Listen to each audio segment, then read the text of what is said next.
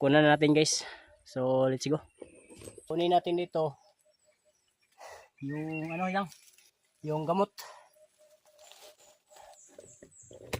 Yung ugat lang yung kunin natin dito.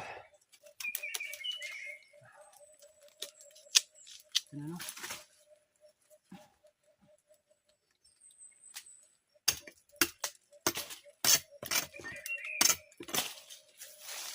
Sa inyo guys, pag meron kayo nito sa lupain nyo, huwag niyong patayin guys. Huwag niyong huwag niyong yaang mawalaan kayo, maubusan.